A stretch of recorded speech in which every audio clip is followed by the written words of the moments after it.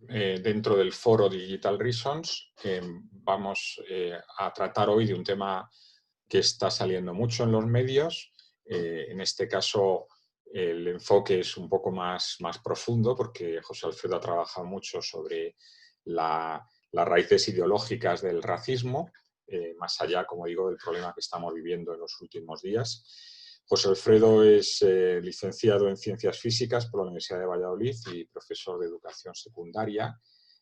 Hombre muy activo en los medios, lleva 2 blogs, uno sobre temas relacionados con la defensa de la vida humana y, bueno, esta cuestión del racismo, que también ha tratado ampliamente en distintos escritos, y en nuestra editorial ha publicado 2 libros, uno sobre la cuestión demográfica y otro precisamente sobre este tema. Muchas gracias, José Alfredo, por estar aquí con nosotros y, bueno, tienes la palabra cuando quieras. Pues muchísimas gracias, Emilio, también a ti por esta oportunidad, a la editorial también por todo el trabajo que estáis haciendo y a todos los que esta tarde pues estáis participando en esta charla, en esta ponencia y demás. Pues yo sé que un viernes por la tarde pues es un poco una hora complicada justo después de comer, pero yo creo que puede ser interesante el tema, ¿no? Sobre todo, voy a ver si soy capaz de pasar la diapositiva. Ah, vale, bien. Sobre todo en los tiempos convulsos en los cuales parece como que la inteligencia es derribada y es entronada pues, en un pedestal pues, cualquier otra cosa, ¿no? Parece que la ignorancia, la falta de cultura hace que no sepamos valorar realmente lo que tenemos y que a veces hablemos de cosas en las cuales pues, no se sabe. Y por eso es importante el conocimiento, es importante aprender, es importante conocer un poco de nuestra historia. Esto es lo que me pasó a mí con el tema del racismo. Yo cuando empecé a leer eh, libros profundos que hablaban justamente sobre este tema, denunciándolo, pues me quedé bastante sorprendido y quise llegar un poquito más a esa investigación y fruto de ello pues fue el libro que Emilio y la editorial Digital Reason pues han sabido pues llevar, ¿no? Vamos a hablar un poco esta tarde de qué es el racismo, a qué llamamos racismo. Aquí ven pues, algunas imágenes que están relacionadas con el racismo. Algunas son más conocidas y otras no un poco menos, ¿no? Auschwitz. Auschwitz es conocido terriblemente por la enorme masacre que supuso la extinción de millones de judíos en la Segunda Guerra Mundial, ¿no? Como un Estado fue capaz de querer exterminar a todo un grupo de personas simplemente porque pertenecían a una determinada raza. No menos conocido también es pues, países segregacionistas en los cuales no se dejaba a los negros, por ejemplo, acceder a ciertos espacios, ¿no? Estados Unidos, Sudáfrica, entre otros, ¿no? Y quizás sea menos conocido otras manifestaciones del racismo, como fueron exposiciones de zoos humanos que hubo a lo largo del siglo XIX y a principios del siglo XX, pues en diversos países de Europa y de Estados Unidos.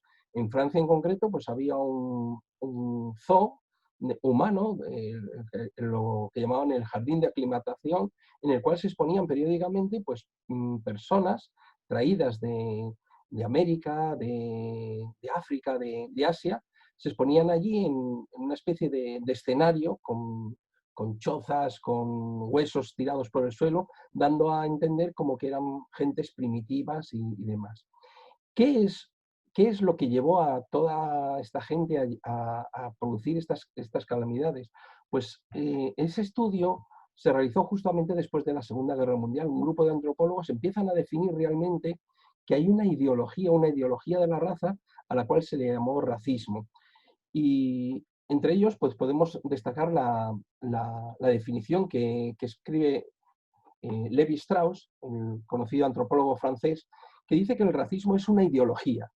Es una ideología precisa en la que se cree que hay una correlación entre el patrimonio genético y las capacidades intelectuales o disposiciones morales, que todos los miembros de una raza poseen esas cualidades y que existen razas superiores y otras razas inferiores y que aquellas más privilegiadas están autorizadas a dominar, explotar o destruir a las inferiores si fuera necesario. Estos antropólogos justamente van a intentar ver cuáles son las claves del racismo, las claves ideológicas, y van a establecer 5 puntos comunes en los cuales, ya digo que el estudio es complicado porque en cada país se realizaba de una manera, el racismo se manifestaba de maneras distintas. En unos países era segregacionista, en otros era de puro exterminio, en otros simplemente era una mera, pues, bueno. El caso es que las 5 claves son las siguientes. Primero, que la humanidad se divide fundamentalmente en razas. O sea que la humanidad está dividida y por lo tanto el factor raza va a adquirir una relevancia decisiva. Segundo, que existe una correspondencia entre los rasgos físicos y morales de cada raza, de tal manera que a unas razas les supondría una moral, una cultura más elevada y a otras, en cambio, una cultura, unas características más primitivas o menos evolucionadas, ¿no? De tal manera que el ser humano se reduce a una simple biología. Tercero, que existe una jerarquía entre las razas, siendo una la superior, que la denominarán la raza aria, y a otras serán las inferiores. En concreto, las que peor parte van a llevar en esto, pues van a ser la negra y la semítica, ¿vale? Cuarto presupuesto del racismo, que las razas superiores se degeneran al contactar con las inferiores y por lo tanto se preocuparán mucho justamente en que no haya, digamos, contacto entre unos y otros. Por lo tanto, el control sexual va a ser prioritario en las políticas de estos países, ¿vale? Se va a intentar evitar la mezcla entre unos y otros. Y quinto y último postulado del racismo, que la historia no es más que la lucha de razas en las que las superiores dominan sobre las inferiores, ¿vale? Bien, pues estos van a ser los principios básicos del racismo. Es una ideología, por lo tanto, clara. No es simplemente un sentimiento de aversión, no, es que hay una serie de fundamentos, una serie de premisas que muchos países en Occidente van a asumir como políticas de Estado. Para intentar ver cómo surge todo esto, tenemos que retrotraernos al origen del término raza, ¿no? El término raza es un término que se toma de la biología, ¿vale? En 1749, el naturalista Buffon escribe un libro que se llama Historia Natural, en el cual pues va a hacer una disertación sobre la clasificación de las especies naturales que hay en el planeta, y entre ellas va a introducir al hombre, y va a decir que el hombre va a estar dividido en 6 razas que se caracterizan por una serie de rasgos, principalmente el tono de la piel, pero va a haber una serie de características también de tipo moral o de tipo conductual, ¿no? Linneo había hablado justamente también de una clasificación bueno, de los seres humanos, pero había llegado simplemente a una especie. Buffon va a afinar todavía más y va a utilizar este término raza, que hasta entonces nunca se había empleado con seres humanos. Se había empleado con perros, con caballos, pero nunca había sido empleado para designar a ciertas variedades de seres humanos. Un discípulo suyo, llamado Blumenbach, reducirá ese número de 6 razas que habla Buffon a 5. Y de hecho las va a poner en una pirámide, va a poner a la raza caucásica en la punta de esa pirámide, luego los cobrizos, que representarían justamente a la gente de América, estará un poco más bajo en esa escala, los malayos, que serían los descendientes, los originarios de Oceanía, y luego en la más bajo de la pirámide estarían los mongoloides, de piel amarilla y ojos rasgados, y los etíopes, que serían los negros. Esta va a ser la clasificación que va a predominar sobre todo en los círculos antropológicos. De hecho, muchas veces nos preguntamos por qué los aros olímpicos son 5 y no son 12 o son 20 o vete a saber, ¿no? Justamente viene de esta concepción de que la humanidad se divide en 5 regiones o en 5 grandes razas, ¿no? ¿Por qué al caucásico le pone en la punta de esta pirámide? Porque a él le regalaron, a Blumenbach, le regalaron un cráneo que procedía justamente del Cáucaso. Él lo estudió con detenimiento y dijo que nunca había visto un cráneo tan bello, tan bien formado y demás, y que decía que la raza mejor provenía justamente del Cáucaso. Hay que pensar que en aquella época se pensaba que el Arca de Noé había encallado justamente en el monte Ararat, que está justamente en esta zona, y que de ahí las razas habían ido dispersándose por todo el globo terráqueo, de alguna manera, pues degradándose unas, enalteciéndose otras, ¿vale? ¿Por qué todo esto? Pues porque había que justificar un negocio muy lucrativo que estaba sucediendo justamente en Occidente, que era el tráfico de esclavos. Todos los años, varios centenares de barcos iban a África, allí recogían a personas africanas, los compraban a los esclavistas a cambio de armas y de alcohol. Estas personas eran llevadas en barcos hasta las colonias en América del Norte, en las Antillas y en Brasil, y allí eran explotadas justamente para el trabajo esclavo. Las materias primas que se obtenían justamente de estas explotaciones volvían a Occidente, a los puertos en Inglaterra, en Francia, en Bélgica, en Holanda, y ahí era un negocio triangular, un comercio triangular en el cual que era bastante beneficioso para unos y para otros. Bien, pues había que justificar por qué se tenía que secuestrar a estas personas de África y por qué se las debía de explotar. Y precisamente el argumento vino justamente en esta línea, ¿no? Que eran seres inferiores, eran seres que tenían, que no están llamados a ser civilizados. El cuadro que ven arriba, que me parece terrible, bueno, todo lo que sufrieron los esclavos allí, pues fue brutal, ¿no? Hay algunas imágenes aquí pues que aparecen cómo eran torturados. De hecho, se habla de 20 millones de africanos, pero parece ser que las cifras fueron el doble, porque la mitad de ellos morían prácticamente en el traslado, en los barcos. Bueno, pues eran trasladados así, de esta manera, tumbados en el suelo. Encima se colocaba otra tabla y en el piso superior había otra tira de, de esclavos y otra, así hasta completar hasta 400 personas viajaban justamente en estos barcos de forma esclava. Claro, pues muchas veces muchos de ellos morían en el viaje. Llegamos al siglo XIX y resulta pues que es el siglo del positivismo, de la medida, de la racionalización, de que la ciencia iba a demostrar pues que lo inteligentes que eran unos y lo poco inteligentes que iban a ser otros. Y entonces los antropólogos se preocuparon en medir huesos, curiosamente. Medían el grado de prognatismo, la anchura de la frente, etc. Y una de las medidas que más importó en esa época fue lo que se llama el índice cefálico, que lo desarrolló Andrés Reicius. Esta persona lo que hacía era que medía la anchura de la cabeza y dividía por la longitud y lo expresaba en tanto por ciento. De esa manera podía diferenciar tres tipos de cráneos. Los dolicocéfalos, que eran de cabeza estrecha y alargada, los mesocéfalos, que estarían de manera intermedia, y los braquicéfalos, que tendrían una cabeza ancha y corta.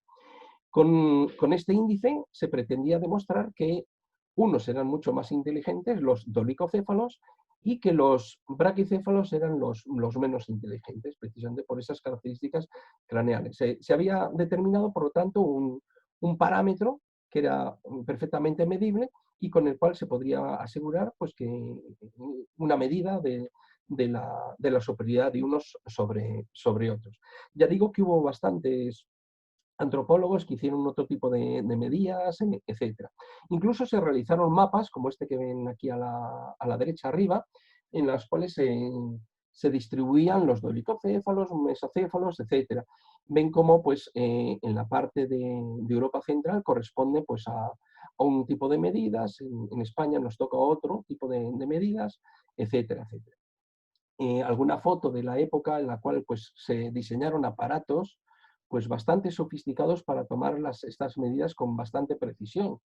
Luego estos estudios se han demostrado que son falsos, que el cráneo es un órgano que va cambiando a lo largo de la vida de una persona, que depende mucho de la alimentación, que depende muchísimo del ambiente y demás. Y se han hecho estudios posteriores a todo esto y se ha demostrado la falsedad de estos principios. Pero en aquella época era lo científico, era lo que se vendía en aquella época. Hubo un científico francés, en concreto Paul Broca, que tiene el honor de haber descubierto el área del lenguaje dentro del cerebro, que este hombre pues se midió la cabeza y vio que era braquicéfalo. Y dice, oye, pues si es que yo no soy tonto, yo soy una persona de una raza superior y por lo tanto no tiene que estar en el cráneo. Y él, como era bastante inteligente, dijo, va a estar en el peso del cerebro. Cuanto más cerebro haya, pues más inteligente va a ser una persona. Y cuanto menos cerebro tenga, pues menos inteligente será. Y por lo tanto se dedicó justamente a pesar miles y miles de cerebros, evidentemente de personas muertas, para comprobar que efectivamente, que unos eran más inteligentes que otros. Él llega a escribir lo siguiente: en general el cerebro es más grande en los adultos que en los ancianos, en los hombres que en las mujeres, en los hombres eminentes que en los de talento mediocre, en las razas superiores que en las razas inferiores. A igualdad de condiciones existe una relación significativa entre el desarrollo de la inteligencia y el volumen del cerebro. Estudios posteriores han demostrado que este planteamiento es totalmente falso, que el volumen del cerebro no depende de la inteligencia, sino depende de la corpulencia de una persona. Una persona que sea más alta, que sea más corpulenta, pues corresponde a un cerebro mucho más grande, precisamente porque tiene que coordinar mucho más cuerpo, ¿no? Y una persona que sea más bajita, pues evidentemente pues tendrá un cerebro proporcional justamente a esa altura. Y se ha visto precisamente esa proporcionalidad entre peso y altura, que luego realmente la inteligencia no está en el peso. Pero cuidado, esto hizo muchísimo daño en el siglo XIX, tanto que a las mujeres se las consideraba que eran menos inteligentes porque tenían menos cerebro. Evidentemente las mujeres en aquella época eran pues significativamente más bajas que el varón y por lo tanto pues a ellas se las acusó justamente de que eran menos inteligentes precisamente por el planteamiento de este hombre. Y esto es lo que se enseñaba en las escuelas y esto era lo que se enseñaba en ciertas universidades y esto es lo que pues se convirtió en una especie de mantra dentro de la sociedad, ¿no? Bien, pero realmente fueron los estudios lingüísticos los que realmente alimentaron lo que hoy llamamos el mito indoeuropeo, el mito ario. William Jones estudia justamente las lenguas del sánscrito propias de la India y encuentra una enorme semejanza con términos de Occidente, de las lenguas occidentales, del latín, del inglés, del francés, incluso del alemán, etc. Con lo cual va a deducir lo siguiente, va a concluir que hay un pariente común, una lengua común que bueno, otro, Frank Bock lo llamará el indoeuropeo, que va a ser como una especie de lengua originaria de la cual van a surgir el resto de las lenguas. Y Friedrich Max Müller hablará que debajo de esa lengua hay una raza, hay un pueblo que llamará el pueblo ario, el pueblo indoeuropeo, que va a ser el que va a originar todo lo grande que ha promocionado Occidente. Un pueblo originario justamente del Cáucaso. Acuérdense de lo que comentábamos antes. Justamente parecía como en aquella época como que el Cáucaso era el origen de la humanidad. Ese pueblo ario seguía distribuyendo por Irán. Irán es un término que viene precisamente de ario, significa noble.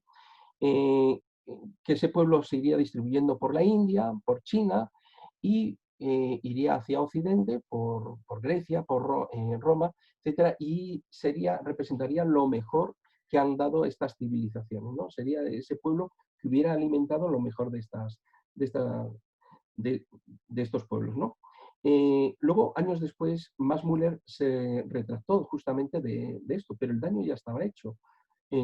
Toda Europa eran famosos los estudios del indoeuropeo y justamente esa consideración de que había un pueblo ario que alimentaba justamente eso y como que todos los pueblos en Europa habían bebido de ese arianismo, ¿no? Justamente a raíz de esto, un francés llamado Arthur Gobineau va a ser el que va a formar, digamos, el corpus ideológico del racismo.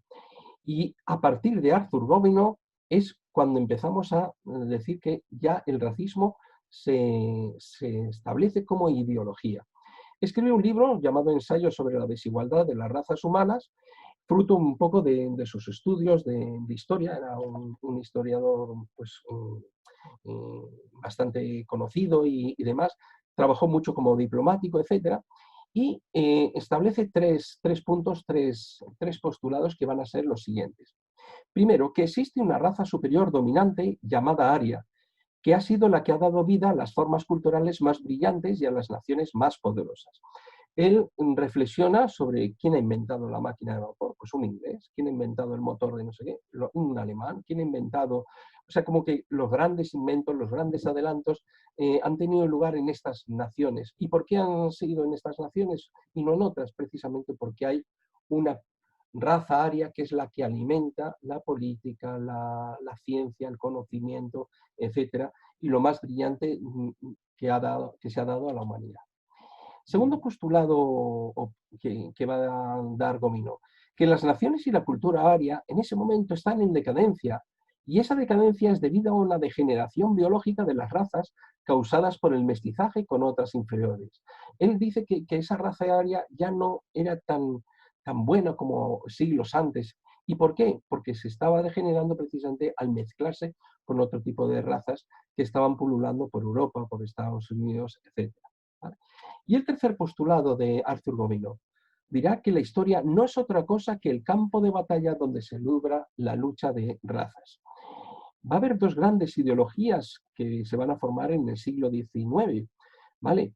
Una que va a establecer que la historia es la lucha entre las razas, que va a dar el racismo, y en el siglo XX dará un gran totalitarismo que va a ser el nazismo, y otra que es la que entiende la historia como una lucha entre las clases, que es la que llevará en el siglo XX a otro totalitarismo, que será el comunismo. Perdón. No sé por qué no se queda la diapositiva. Bueno. Vamos a ver. Se nos ha quedado. Bueno, la voy a dejar así. Continuador de Arthur Gobineau va a ser este señor, Houston Chamberlain. Es interesante saber cuál es el vínculo de unión entre uno y otro. Gobineau no fue muy bien escuchado en Francia, pero sí en Alemania, a través de un compositor llamado Richard Wagner, que ustedes conocerán, ¿no? Bien, Richard Wagner creará una asociación de amigos de Gobineau y va a ser Chamberlain quien será amigo de Wagner y a su vez de los escritos de Gobineau. Escribirá un libro que se llama Los Fundamentos del siglo XIX, en el cual llevará todos los postulados de Gobineau hasta el extremo. ¿Vale? Algunos antropólogos enseñan que todas las razas están igualmente dotadas, pero la historia responde que esto es una gran mentira. Las razas humanas son claramente diferentes en su naturaleza y también en la medida de sus dones, perteneciendo las razas germánicas a las más dotadas del grupo ario. Física y mentalmente los arios predominan en todos los pueblos por lo que son, y por derecho son los amos del mundo. Creo que la cita es bastante representativa. Él hablará justamente del germanismo, como que, digamos, lo más selecto de lo ario estaba justamente en la Alemania de aquella época. Además, va a hacer una cosa que no había hecho Gobineau. Va a hablar de una contrarraza, que va a ser justamente la raza semítica, fundamentada justamente en los judíos, y contra él descargar todos los grandes odios, ¿no? Dirá que la raza aria tiene que exterminar a los judíos precisamente porque son la raza que compiten con ellos. No podemos olvidar que todo esto no hubiera sido, no hubiera encontrado el alcance si no hubiera sido por estos personajes que tenemos aquí. Se ha encontrado una enorme relación, y esto lo han estudiado pues, historiadores, que entre la teosofía y el racismo.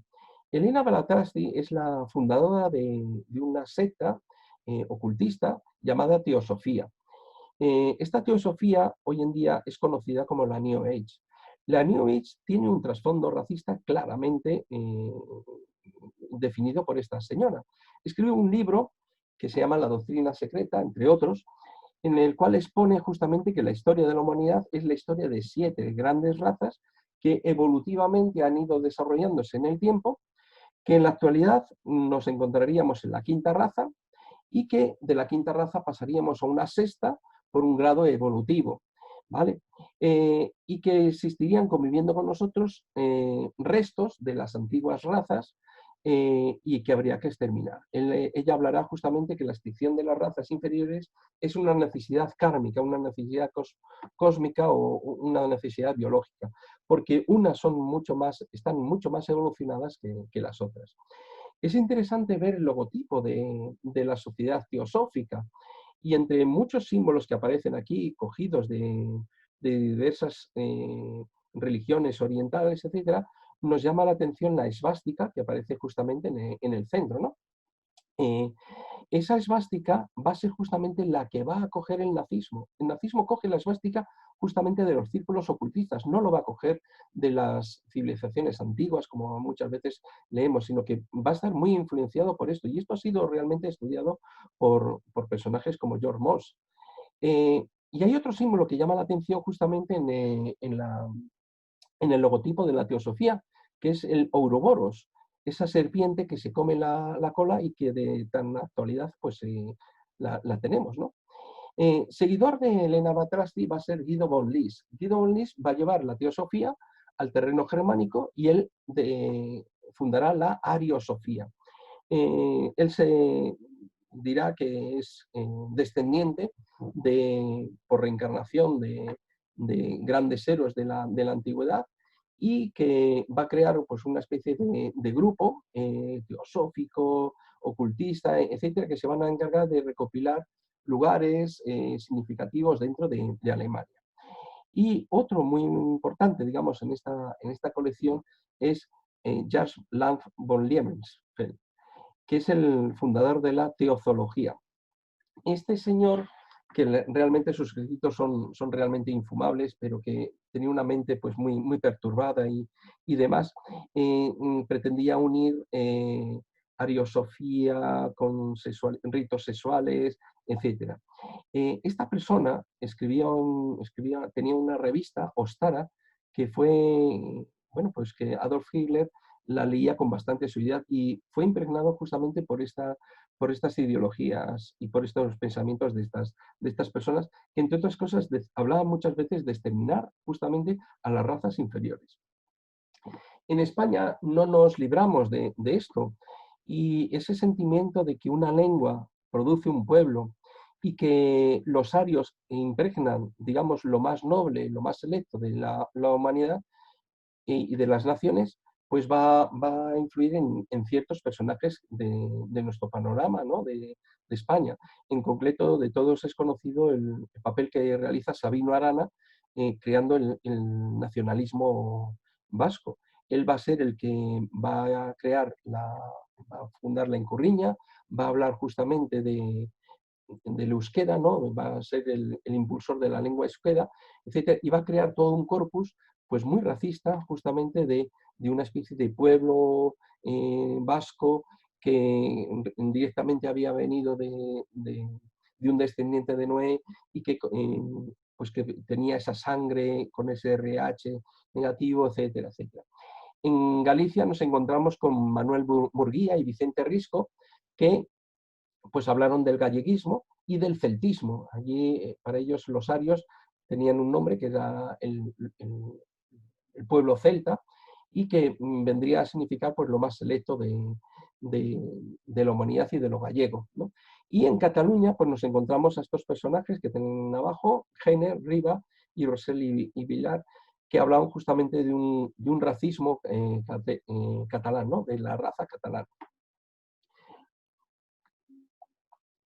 En todos ellos, bueno, sobre todo en el vasco y en el gallego, en el catalán no tanto, aparecen símbolos solares, cruces gamadas, cruces celtas, que vienen a hablar un poquito. Vicente Risco estuvo muy relacionado con la teosofía, de hecho era un adepto justamente de esta secta, ¿no? Bueno, pues llegamos a justamente la página más conocida, tristemente, que es justamente el nazismo, ¿no? No solamente Adolf Hitler, pero Adolf Hitler es el principal ideólogo. En Minecraft pues se estudia, bueno, se puede ver justamente ese pensamiento que tenía, que va recopilando todo lo que hemos estado viendo. Esa idea de Gobineau de la raza aria, ese darwinismo social y lucha por la existencia, la teosofía y el neopaganismo, y el antisemitismo. Él añadirá además la eugenesia y una especie de política de Estado genocida, ¿no? Los presupuestos del nazismo son crear una nueva raza aria, y para ello hay que proteger a los rubios arios y hay que exterminar a los que no pertenecen a esa raza y que por lo tanto la contaminan. Por ello es muy importante la propaganda. La propaganda va a ser un elemento muy importante en el nazismo para que se difundan estas ideas, los carteles de la época, etc. Se van a hacer estudios también a la gente, toda la gente va a ser medida, analizada, mensurada, y todo ello se crearán unos catálogos de la raza política, y todo ello se va a enseñar en las escuelas. Y entonces va a haber una serie de planes de estudios en los cuales se enseña desde jóvenes a la gente a distinguir lo que es un dolicocéfalo, un braquicéfalo, un mesocéfalo, cómo distinguir una nariz judía de una nariz aria, unas orejas, un tono de piel, etcétera, etcétera. También se van a crear los tristemente llamados Lebensborn, ¿no? Que son granjas para la selección y la reproducción de niños arios. Mujeres arias eran recopiladas por todo el territorio alemán, incluso por los territorios aledaños, que cumplieran las características arias, ¿vale? Con varios apellidos alemanes reconocidos. Se llevaban a las casas estas que ven ustedes a la izquierda, arriba, y allí en unas fiestas se juntaban con oficiales de las SS. De esas reuniones, pues a los 9 meses nacían niños que eran cuidados por matronas especializadas. Ni siquiera las madres se hacían cargo de ellos, sino que eran cuidadoras las que se encargaban del cuidado y de la educación. Como este programa iba avanzando poco a poco, pero no avanzaba lo suficientemente como al gusto de los dirigentes, pues se empezaron a raptar a niños en Noruega, en Suecia, en Austria, etcétera, que cumplieran con los estándares dados por los nazis, ¿no? De hecho, una de las niñas que fue cogida, raptada en el programa Lebensborn, pues hoy es conocida como la integrante del grupo ABBA, y ella lo recuerda tristemente cómo fue raptada de pequeña. No conoció nunca a su padre, bueno, les conoció cuando era pequeña, pero que nunca les volvió a ver a sus padres biológicos, y cómo fue acogida por una familia, etcétera, en unas circunstancias muy, muy especiales, y cómo fue adoctrinada justamente en estos presupuestos. Los niños que nacían en este programa pues tenían una especie de bautismo laico, ¿vale? En los cuales pues se hablaba, un rito en el cual participaba el fuego, el agua, etc. Hablamos también del antisemitismo, que de todos conocido, pues se enseñaban unos prototipos de cómo era el judío, la propaganda era brutal justamente, se generó un odio tremendo hacia los judíos en Alemania, pero no solamente en Alemania, sino en otros países también del entorno. Pero ¿alguien levantó la voz contra esto? Pues realmente el primero que levanta la voz es justamente la Iglesia Católica. Pío XI escribe una encíclica que muestra la preocupación justamente de la Iglesia Católica. Es la primera encíclica que está escrita no en latín, sino que está escrita directamente en alemán para que fuera leída rápidamente, y de hecho fue leída en todas las homilías de Alemania, para que la gente se enterara, ¿no? Y en ella es la primera denuncia internacional contra los desmanes que se estaban produciendo en Alemania. De ahí podemos extraer este texto: quien toma la raza o el pueblo o el Estado o cualquier otro valor fundamental de la comunidad humana para separarlo de la escala de valores y los diviniza por un culto idolátrico, pervierte y falsifica el orden de las cosas creado y establecido por Dios. A partir de ese momento, Pío XI pidió a todos los rectores católicos, a los teólogos, a los estudiosos, que por favor que buscaran argumentos para demostrar lo falso que era el racismo. Y así, un año después, se publicó un documento que habla justamente de eso, de los errores del racismo. El Observatorio Romano lo publicó y terminó justamente con esta expresión que a mí me gusta bastante, precisamente porque denota el sentir no racista. Católico quiere decir universal, no racista, no nacionalista, en el sentido de separación que pueden tener estos dos atributos. No queremos separar nada en la familia humana. La expresión género humano revela precisamente la familia humana. Es preciso decir que los hombres son ante todo un único grande género, una grande y única familia de seres vivientes. Existe una sola raza universal católica y con ella y en ella variaciones diversas. Esta es la respuesta de la Iglesia. Evidentemente, la Segunda Guerra Mundial fue brutal y cuando se conoció lo que había sucedido en los campos de exterminio, pues evidentemente Occidente se planteó que este no era un camino adecuado. No se quería volver a repetir este, esta carnicería, ¿no? Otra guerra mundial. Y ahí se pusieron en marcha muchas instituciones, muchos hombres de ciencia y demás. Aquí ven algunos de los más importantes. Frank Boas quizá fue el primero. Él fue el que demostró justamente que el cráneo es en concreto pues un órgano que crece y que aumenta, que disminuye y que por lo tanto no se puede hacer nada fiable justamente pretendiendo medir eso, ¿no? Además, abrió mucho el camino justamente para una nueva antropología, la antropología cultural, que mirara más, digamos, a la cultura de un pueblo más que a sus dimensiones de huesos, etc.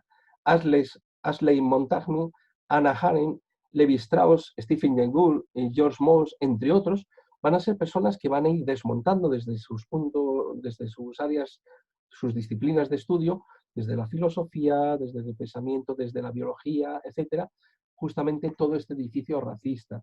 Tanto que la UNESCO va a valorar mucho este trabajo y va a ser la principal promovedora de intentar romper con el racismo. A lo largo de esos siguientes años va a publicar hasta 5 declaraciones sobre la raza y los prejuicios raciales, desmontando todo el edificio que había sido montado antes, ¿no? Los sabios reconocen generalmente que todos los hombres actuales vivientes pertenecen a una misma especie, el Homo sapiens, y que proceden de un mismo tronco. Estamos hablando de 1951.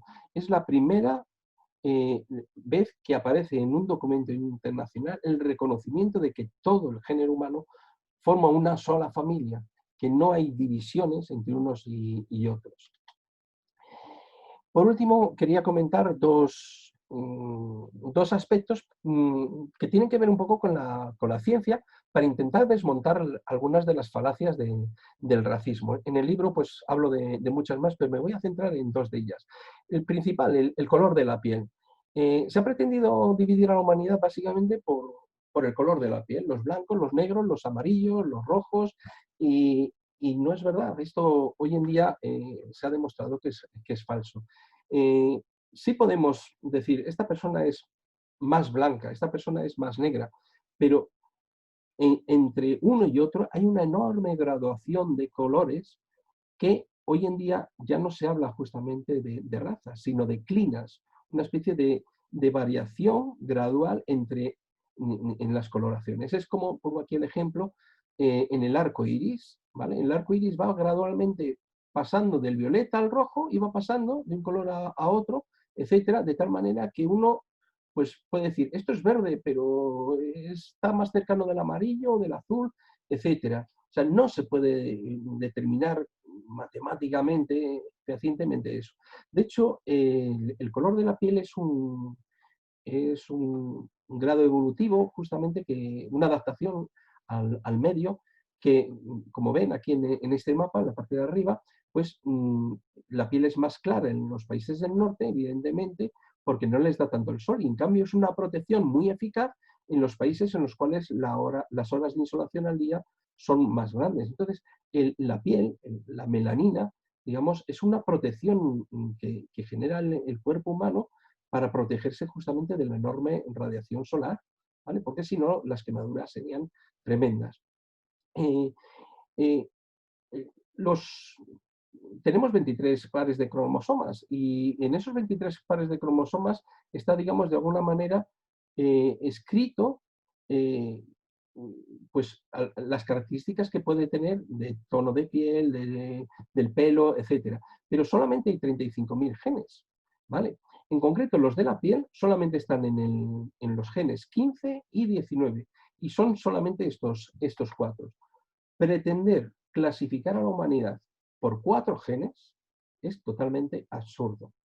Realmente, hoy en día los científicos hablarán de que realmente si quisiéramos hablar de razas, tendríamos que hablar de 6.000 millones de razas, porque cada ser humano es distinto, es totalmente distinto unos y otros.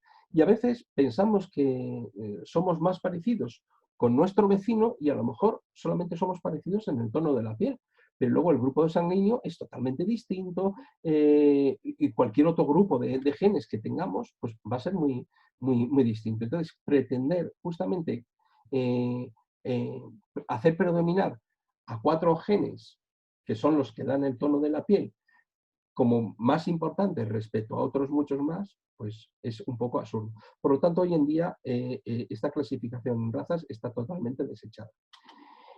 Y otro estudio que es interesante es, se ha demostrado justamente a través del estudio del ADN mitocondrial cómo toda la humanidad tiene una misma raíz, una misma raíz.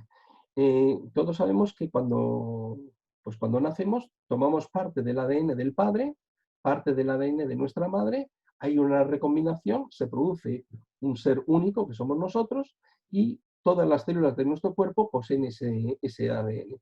Pero hay una cosa, que es que las mitocondrias solamente las heredamos de la madre, con lo cual sí se ha podido ir rastreando poco a poco el ADN de todas las mitocondrias que existen de personas en diferentes puntos del planeta.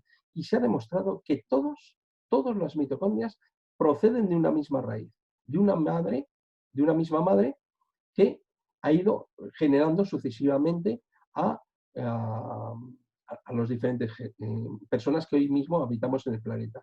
A esta teoría se la llama de la EVA mitocondrial. Y lo mismo se ha descubierto estudiando el gen del cromosoma masculino, que todos procedemos también de un... Con lo cual, dicho de otra manera, realmente todos somos hermanos.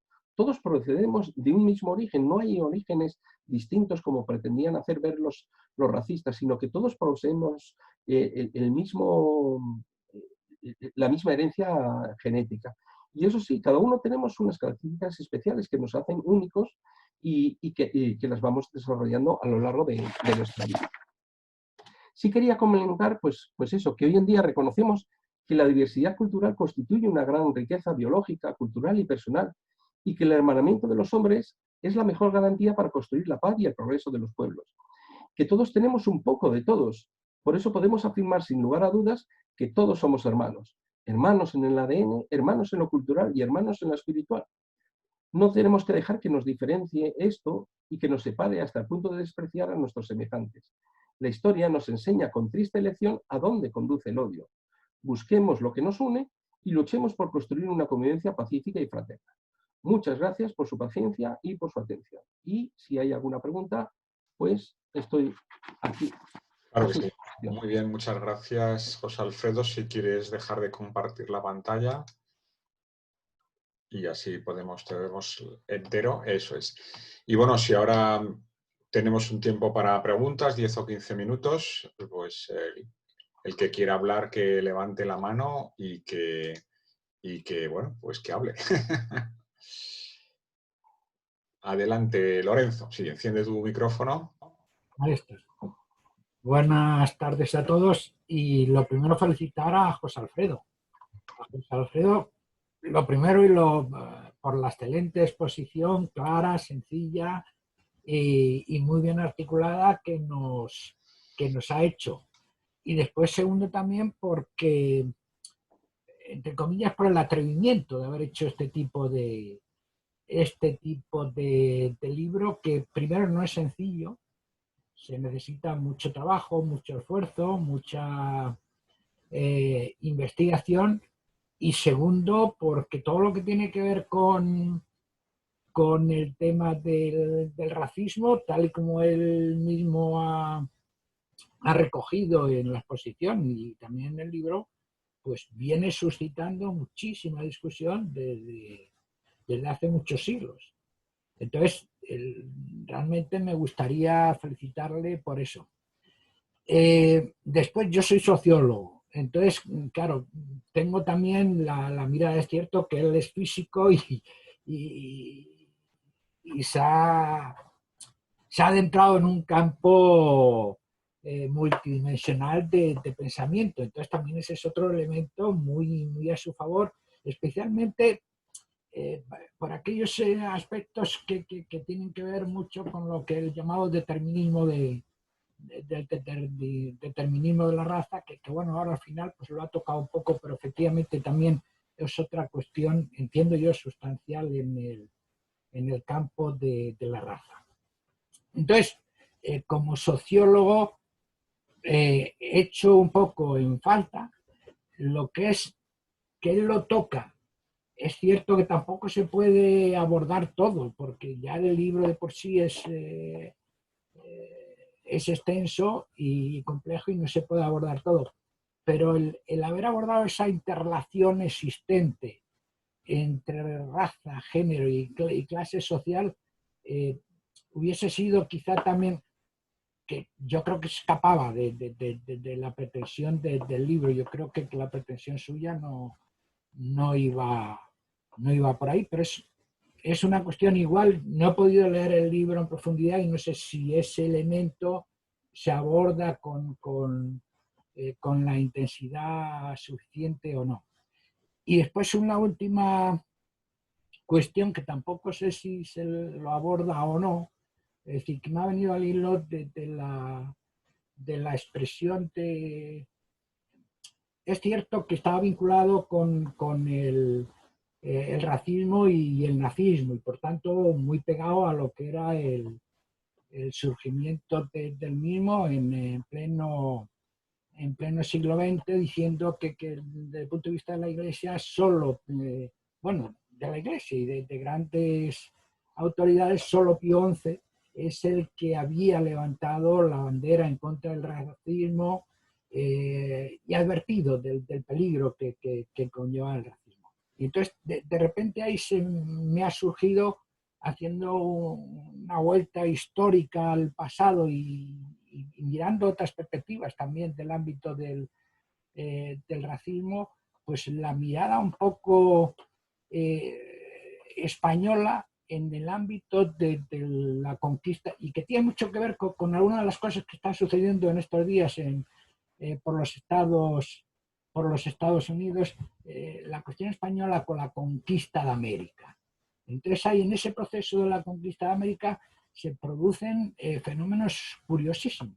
Es decir, desde el hecho de que la propia Iglesia defienda a los negros, el no ser considerado como personas y poder ser esclavizados puesto que no tienen alma, hasta desde el propio seno de la Iglesia decir, ojo, ojo, que los negros también tienen alma y por consiguiente no los podemos esclavizar. Entonces, vinculado con eso, vinculado con Bartolomé de las Casas, vinculado con lo que fue en su día el derecho de gentes, que todo eso nace en el seno de la Iglesia. Es cierto que es también la Iglesia la que legitima durante muchos años de la historia todo el hecho del racismo. Pues hay aspectos de esos que yo no sé si están recogidos, tampoco era necesario. Es decir, son reflexiones que se me han venido ocurriendo al hilo de sus reflexiones y de la presentación interesantísima que ha hecho del libro. Entonces, nada más, era solo hacer esa reflexión.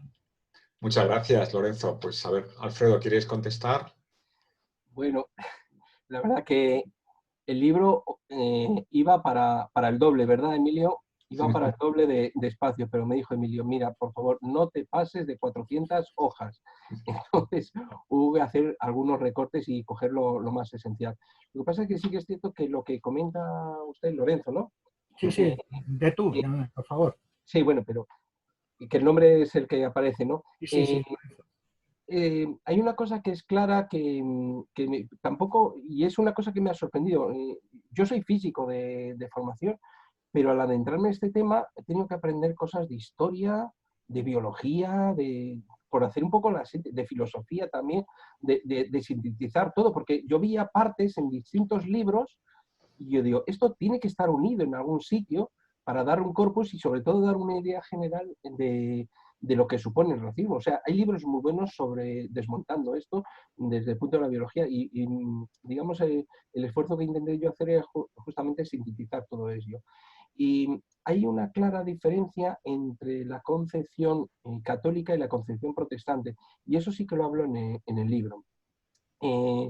Curiosamente, el protestante se niega a ver a un hijo de Dios en el salvaje, y por eso se va a negar al bautismo. De hecho, esa va a ser una de las claves para entender por qué ellos retrasan el bautismo en los niños y en los salvajes. Cosa que el católico, o sea, la Iglesia Católica lo primero que hacía era bautizar. Lo primero, y en el momento que bautizaba, ya dice, es que esta persona ya es hija de Dios. Y por lo tanto tiene el mismo respeto, el mismo derecho. Era como darle una carta de los derechos de la humanidad, simplemente con el tema con el gesto del bautismo. Y entonces esa va a ser, digamos, la diferencia entre una concepción y otra. Es curioso que, y lo pongo también en el libro, cómo toda la ideología racista va a surgir, va a encontrar un sustrato muy grande justamente en los países del arco protestante. Y de tal manera que esa concepción, por ejemplo, de los hijos de Noé, con una forma de entender la Biblia que realmente la Iglesia Católica nunca la ha entendido de esa manera y demás, pues va a suscitar bastante. Luego sí que es cierto que dentro del protestantismo van a aparecer los primeros defensores, justamente, o sea, los primeros que bueno, en la Iglesia Católica también tenemos, ¿no? Pero la abolición del esclavismo se debe en gran parte a grupos de cuáqueros, de personas muy comprometidas dentro del cristianismo protestante, ¿no? En la Iglesia Católica los tenemos también, ¿vale? Muy bien, muchas gracias. Si me permites una pequeña cuña, yo creo que es importante aquí distinguir entre la esclavitud y el racismo, ¿no? Son dos cosas muy distintas, ¿no? Todos los pueblos a lo largo de la historia han hecho esclavos de sus conquistas, ¿no? Y no se puede decir por eso que sean racistas, ¿no? Alejandro Magno no era racista, ¿no? Simplemente esclavizaba a los pueblos a los que conquistaba, como hacían los romanos y como hacía todo el mundo. Creo que la España del siglo XVI debe ser el primer pueblo del mundo que invade otro y se plantea hasta qué punto a quien ha invadido se le tienen que dar una serie de derechos humanos, como de hecho ocurre.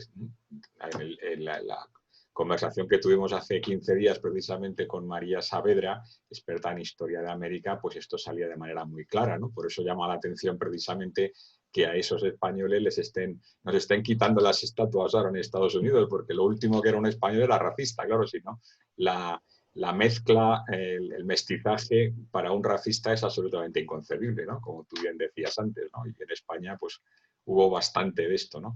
Pero bueno, no quería extenderme más. ¿Alguna otra pregunta? ¿Alguno de los que quedan por intervenir? Si queréis comentar alguna cosa, si levantáis la mano. Francisco, me parece, ¿no? Sí, adelante. Activa el micrófono si no te importa. Eso es.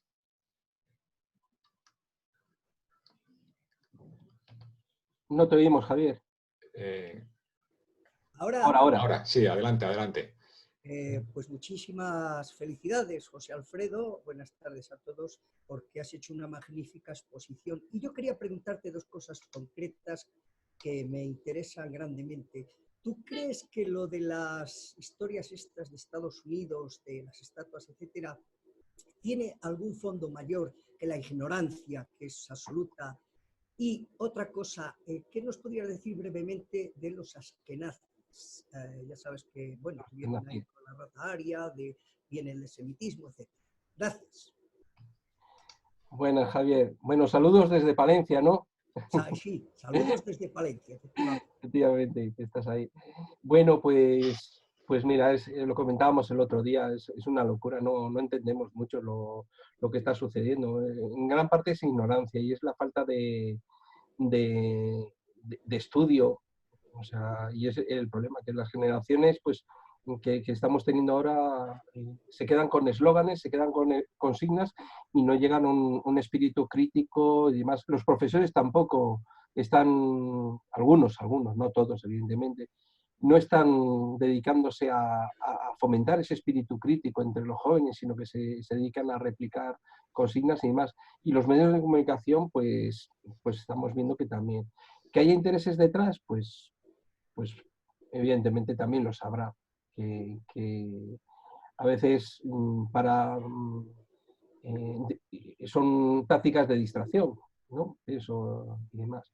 Y me hablabas de los askenazíes. ¿En qué sentido quieres?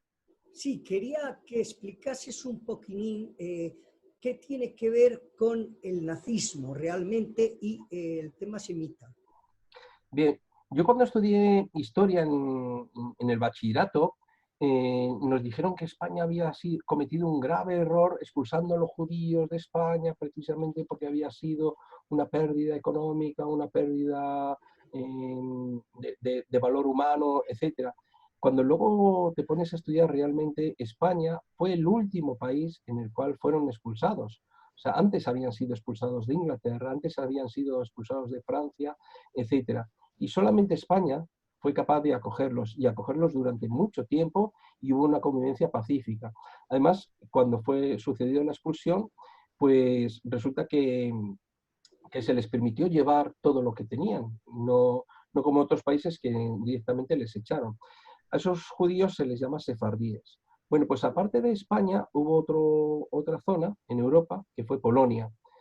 Entonces, a los judíos de origen español se les llama sefardíes y a los judíos de origen polaco se les llama askenasíes, son askenasíes. Tienen unas costumbres, tienen la lengua original de Polonia, etc. Bueno, pues Hitler dijo que justamente el núcleo de la perversión estaba justamente en estos judíos que Polonia había mantenido en Europa. Si no los hubiera mantenido y los hubiera expulsado, pues en Europa pues hubiera primado la raza aria. Y por eso descargaba principalmente su odio justamente contra ellos. De hecho, el primer país que va a invadir pues va a ser Polonia. Y ahí es donde más se va a ensañar justamente con estas personas. De todos modos, creo, Emilio, hay un libro en la editorial que habla justamente de todo esto, ¿no? Que está muy bien escrito y vamos, que desvela un poquito pues todo este tema, que es importante conocerlo porque es que si no nos las dan con queso. Ya me le pasaréis. Yo tenía entendido que Hitler descendía de ellos, por eso los odiaba tanto. No lo sé. ¿Quién sabe? Muy bien, ¿alguna otra pregunta? No veo, no sé si hay alguien más, no sé. No aparece. Muy bien, bueno, pues nada, muchísimas gracias a todos por estar ahí, por seguirnos. La semana que viene seguramente el coloquio será sobre derecho, sobre cuestiones jurídicas, en concreto sobre la financiación de la religión en Europa, en qué medida el fenómeno religioso se financia en los distintos países europeos por comparación con España. Yo creo que es un tema que se debate mucho aquí, pero del que a veces se sabe poco, se conoce poco. Y bueno, parece como que es una situación de privilegio que viene del régimen anterior, pero que en todos los países europeos está bastante normalizado, como nos contarán. Ya les enviaremos información del evento, pero en principio el próximo viernes a la misma hora, a las 4:30. Muchas gracias a todos. Una cosa. Sí. ¿Esto está colgado en algún sitio? Sí, esto lo grabamos, estamos grabándolo y lo colgaremos en la página de YouTube de la editorial. A todos los que estáis inscritos os mandará Julio un enlace al vídeo. ¿De acuerdo? No, más que nada por poderlo utilizar en redes sociales, poderlo Claro, colgar. Se puede colgar sin problema ninguno, ¿no? No, claro, podéis poner el enlace sin ningún problema. Vale. Bueno, gracias a todos entonces. Muchas gracias. Adiós. Adiós.